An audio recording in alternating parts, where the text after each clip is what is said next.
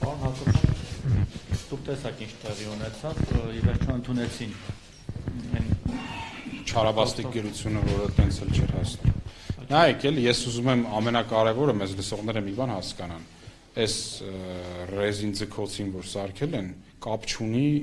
ավականու անդամի լիազորությունների դադարեցման հետ։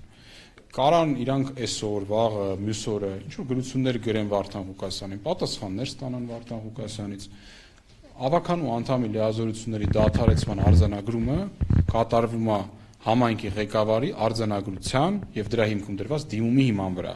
ինչը իրանք ստացել են ամսի 22-ին։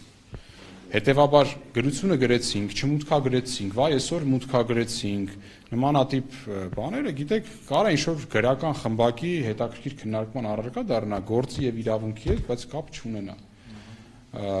Նորից չթողնենք, որպեսզի մանիպուլացնեն մեզ լսող մարդկանց, այն ինչ-որ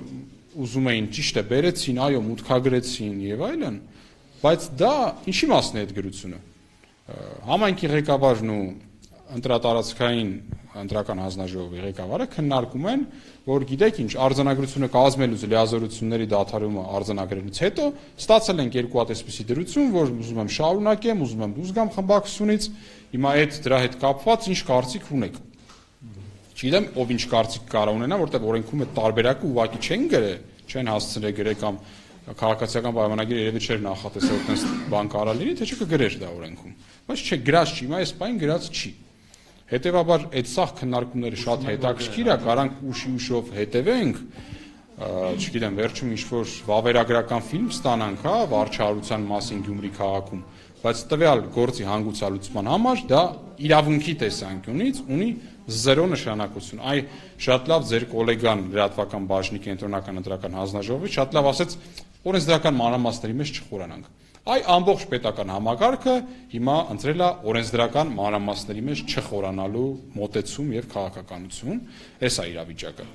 Այսինքն, այն ինչի համար մենք եկել ենք փոքր հույսով, որ գուցե անփոթության հարցը հաստատվեց, որ սա դիտավորյալ իմ քաղաքադաշինքին ավականու ձրկելի։ Նիստը որ գումարեն, դրանից ելքը պարզ է, թե պետք է արդեն հանձնաժողովի անդամներ։ Հասկանում եք, դուք ինձ հարցնում եք, տրամաբանորեն պետք է օրենքում չգրված ինչ-որ մի հատ process-ի մասին։ Հիմա կարան նիստ գումարեն, որոշեն, որ վաղն էլ կարան մի հատ էլ նիստ գումարեն։ Կարան նիստ գումարեն, մի հատ գրություն ուղարկեն, սպասեն դրա պատասխանին, հետո մի հատ էլ նիստ գումարեն։ Այդ ամեն ինչը օրենքում գրված չի։ Մենք ավականու անդամների հետ կքննարկենք, հասկանանք որտեղ երբ մեր կարիքը կա, կլինենք, որտեղ մեր կարիքը չկա, բնական ավականին պրոֆեսիոնալ է, իրենք իրենց գործը գիտեն, կանեն։ Մենք ամեն դեպքում գործընթացի մեջ ենք իրավական աջակցության եւ մնացած հարցերով ավականու անդամների կողքն ենք, այդտեղ խնդիր չկա։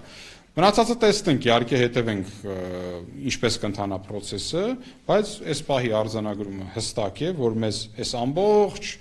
մեր հարցումների լրատվական, ոչ լրատվական, ընտրատեղամասային տարածքայինի ղեկավար, կենտրոնական ընտրականի ներկայացուցիչներ եւ այլն, այդպես էլ որևէ մեկը իրավաչափ բացատրություն չտվեց, որ 7-րդ օրը անցել է, արձանագրությունը ստացվել է,